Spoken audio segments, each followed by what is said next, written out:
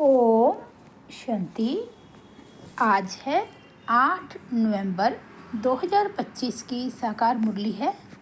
बाबा बोले, मीठे बच्चे, तुम देही अभिमानी बनो तो सब बीमारियां खत्म हो जाएंगी और तुम डबल सिरताज विश्व के मालिक बन जाएंगे। आज का प्रश्न है, बाप के सन्मुख किन बच्चों को बैठना चाहिए? उत्तर है, जिन्हें ज्ञान डांस करना आता है। ज्ञान डांस करने वाले बच्चे जब बाप के सन्मुख होते हैं तो बाबा की मुरली भी ऐसी चलती है। अगर कोई सामने बैठ इधर उधर देखते तो बाबा समझते यह बच्चा कुछ भी समझता नहीं है। बाबा ब्राह्मणियों को भी कहेंगे, तुमने यह किसको लाया? जो बाबा के सामने भी उबासी देते हैं। बच्चों को तो ऐसा बाप मिला है जो खुशी में डांस करनी चाहिए। गीत बजा है, दूर देश का रहने वाला आया देश पराए। ओम शांति। मीठे मीठे बच्चों ने गीत सुना। रूहानी बच्चे समझते हैं कि रूहानी बाबा जिसको हम याद करते आए हैं, दुख हरता सुख करता, व तुम मात पिता फिर से आकर हमको सुख घनेरे दो। हम दुखी हैं, ये सारी दुनिया दुखी है, क्योंकि यह है कलयुग की पुरानी दुनिया। पुरानी दुनिया अथवा पुराने घर में इतना सुख नहीं हो सकता जितना नई दुनिया नए घर में होता है। तुम बच्चे समझते हो हम विश्व के मालिक आदि सनातन देवी देवता थे। तुमने ही 84 जन्म लिए हैं। बाप कहते हैं, बच्चों, तुम अपने जन्मों को नहीं जानते हो कि कितने जन्म पाठ बजाया है। मनुष्य समझते हैं 84 लाख पुनर्जन्म है।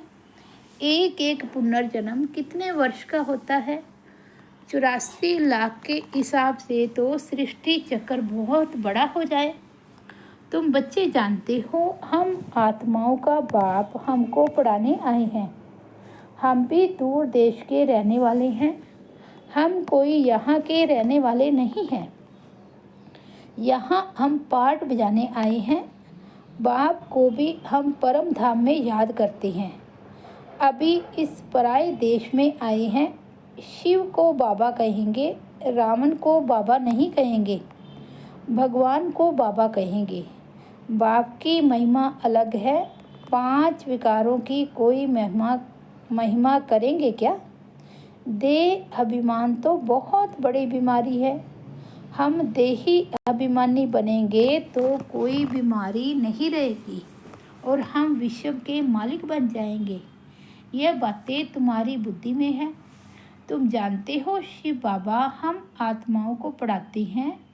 जो भी और इतने सत्संग आदि हैं, कहाँ भी ऐसे नहीं समझेंगे कि हमको बाबा आकर राजयोग सिखलाएंगे, राजाई के लिए पढ़ाएंगे।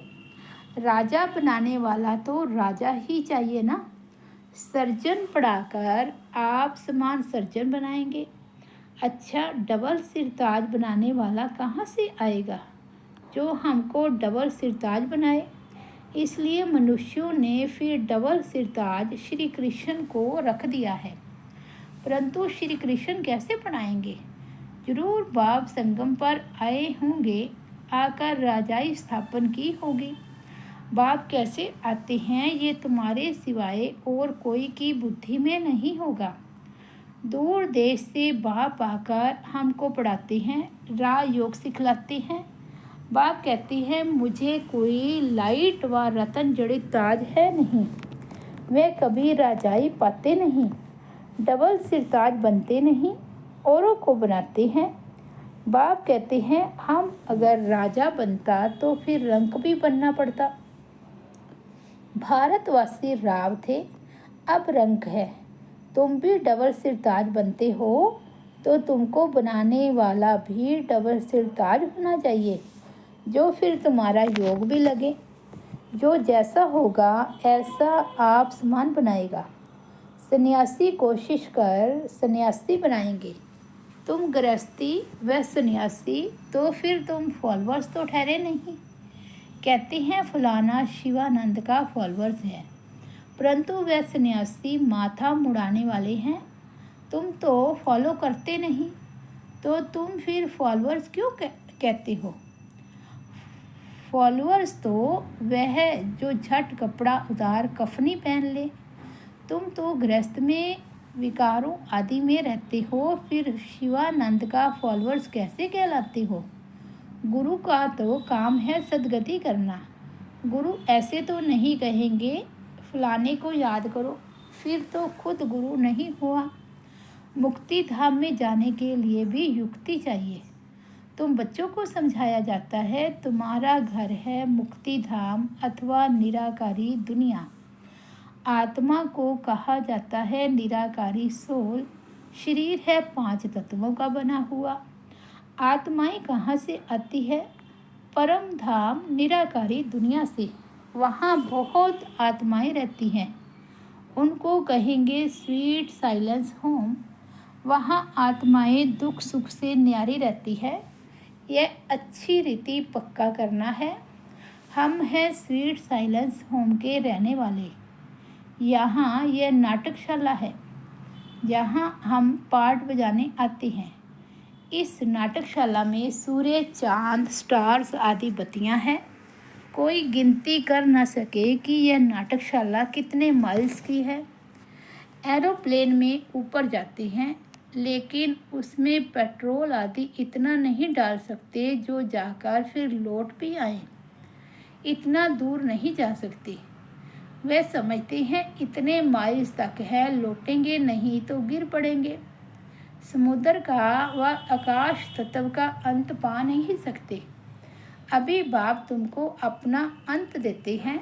आत्मा इस आकाश तत्व से पार चली जाती है। कितना बड़ा रॉकेट है। तुम आत्माएं जब पवित्र बन जाएगी तो फिर रॉकेट मिसल तुम उड़ने लग पड़ेंगे। कितना छोटा रॉकेट है। सूर्य चांद से भी उस पार मूल वतन में चले जाएंगे। सूर्य चांद का अंत पाने की बहुत कोशिश करते हैं। दूर के स्टार्स आदि कितने छोटे देखने में आते हैं, है तो बहुत बड़े। जैसे तुम पतंग उड़ाते हो तो ऊपर में कितनी छोटी छोटी दिखाई पड़ती है। बाप कहते हैं तुम्हारी आत्मा तो सबसे तीखी है। सेकंड में एक शरीर से निकल दूसरे गर्भ में जाए प्रवेश करती है। किसका कर्मों का हिसाब किताब लंदन में है तो सेकंड में लंदन जाकर जन्म लेगी। सेकंड में जीवन मुक्ति भी गाई हुई है ना। बच्चा गर्भ से निकला और मालिक बना, वारिस हो ही गया। तुम बच्चों ने भी बाप को जाना, गोवा विश्व के मालिक बन गए। बेहद का बाप ही आकर तुमको विश्व का मालिक बनाते हैं। स्कूल में बैरिस्ट्री पढ़ते तो बैरिस्टर बनेंगे। यहाँ तुम डबल सिरताज बनने के लिए पढ़ते हो।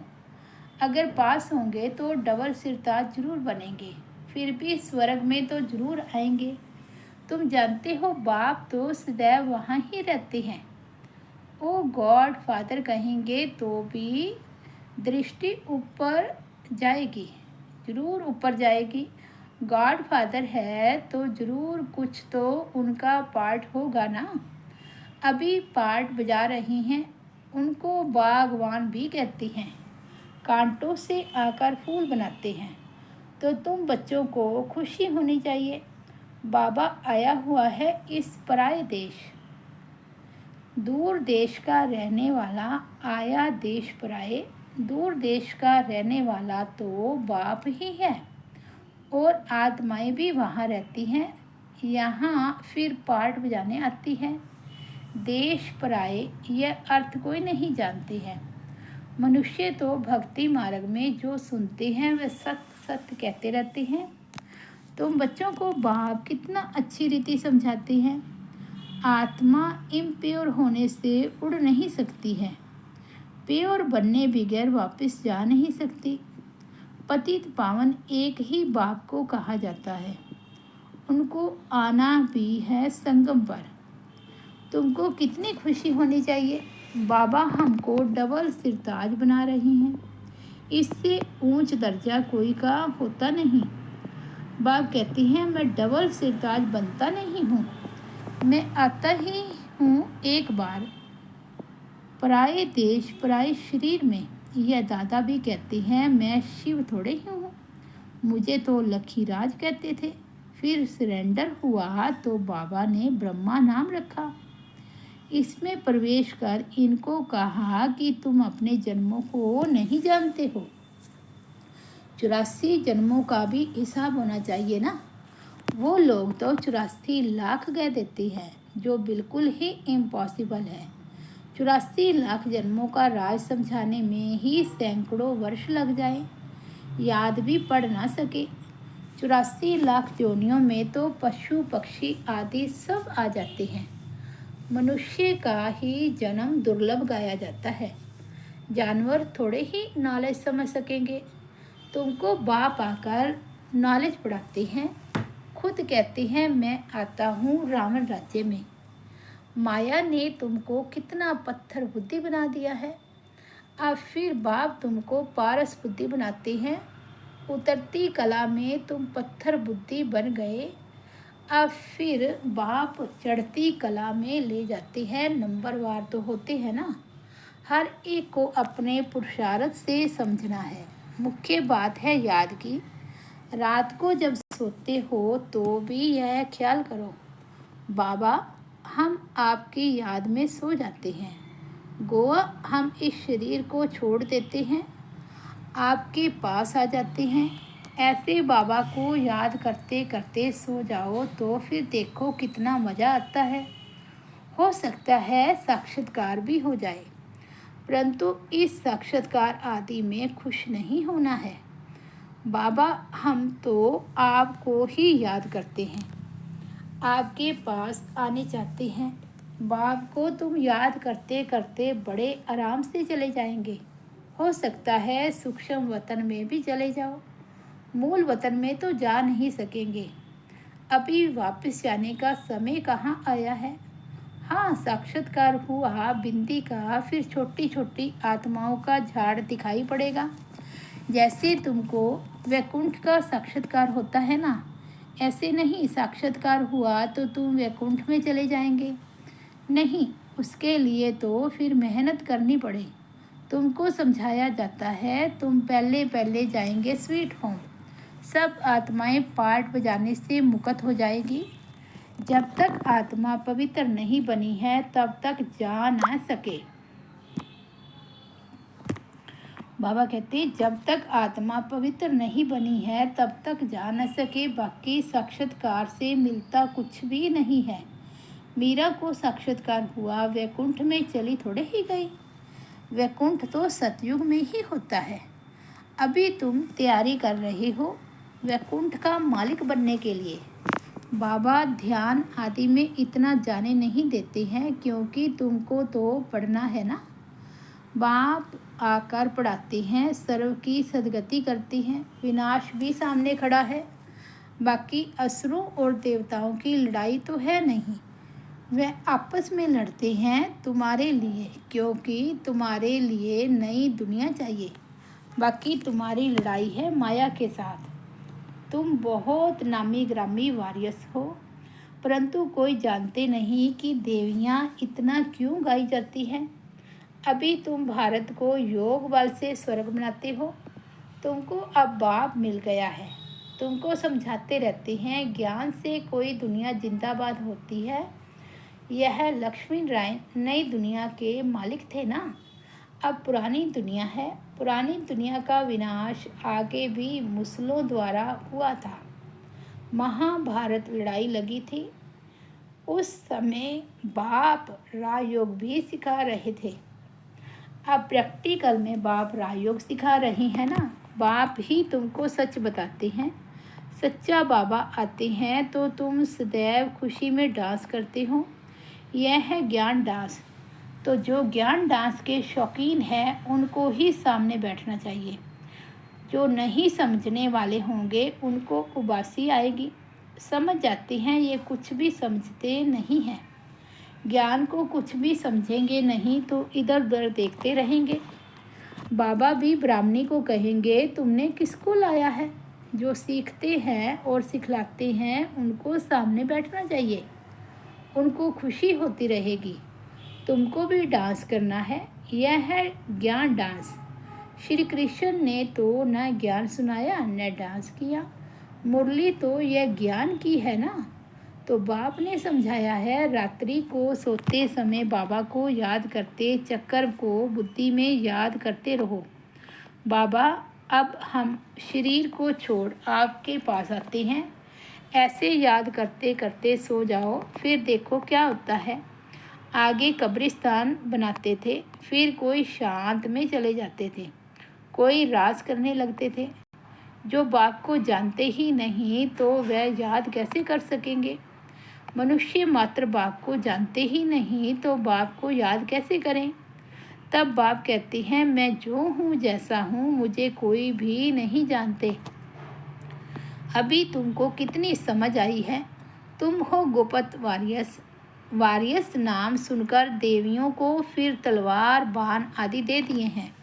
तुम वारियस हो योग बल के।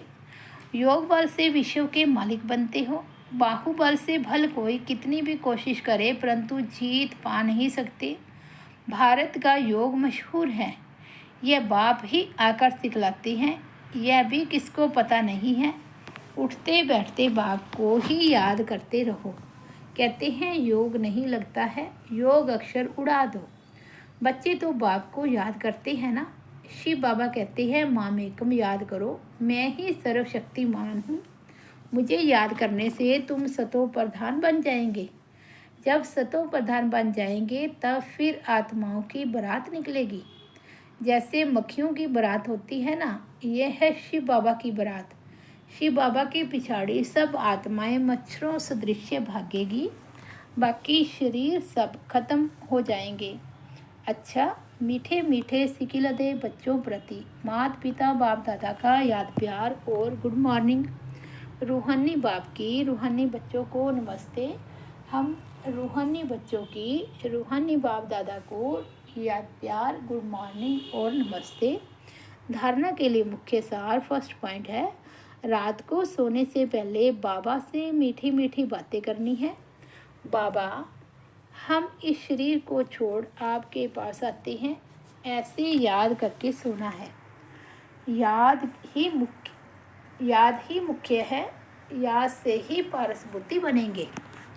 दूसरा है, 5 विकारों की बीमारी से बचने के लिए देही अभिमानी रहने का पुरुषार्थ करना है, अथाह खुशी में रहना है, ज्ञान डांस करना है, क्लास में सुस्ती नहीं फैलाना है। वरदान है, सेवा द्वारा अनेक आत्माओं की आशीर्वाद प्राप्त कर सदा आगे बढ़ने वाले महादानी भव। महादानी बनना अर्थात दूसरों की सेवा करना। दूसरों की सेवा करने से स्वयं की सेवा स्वतः हो जाती है। महादानी बनना अर्थात स्वयं को माला माल करना। जितनी आत्माओं को सुख शक्ति व ज्ञान का दान देंगे उतनी आत्माओं के प्राप्ति की आवाज़ या शुक्रिया जो निकलता वह आपके लिए आशीर्वाद का रूप हो जाएगा। यह आशीर्वादें ही आगे बढ़ने का साधन है। जिन्हें आशीर्वादें मिलती है वह सदा खुश रहते हैं। तो रोज़ अमृत वेले महादानी बनने का प्रोग्राम बनाओ। कोई समय व दिन ऐसा न हो जिसमें दान न हो। स्लोगन है, अभी का प्रत्यक्ष फल आत्मा को उड़ती कला का बल देता है। अव्यक्त इशारे, अशरीरी व विदेही स्थिति का अभ्यास बढ़ाओ। बाप के समीप और समान बनने के लिए देह में रहते विदेही बनने का अभ्यास करो। जैसे कर्मातीत बनने का एग्जाम्पल साकार में ब्रह्मा बाप को देखा, ऐसे फॉलो फादर करो। जब तक यह देह है, कर्म इंद्रियों के साथ इस कर्म क्षेत्र पर पाठ बजा रहे हो, तब तक कर्म करते कर्म इंद्रियों का आधार लो और न्यारे बन जाओ। यही अभ्यास विदेही बना देगा। अच्छा, ओम शांति। तो ये थे 8 नवंबर 2025 के बाबा के अनमोल महावाक्य। मुरली की हेडलाइन है, मीठे बच्चे तुम देही अभिमानी बनो तो सब बीमारियां खत्म हो जाएंगी और तुम डबल सिरताज विश्व के मालिक बन जाएंगे। ओम शांति।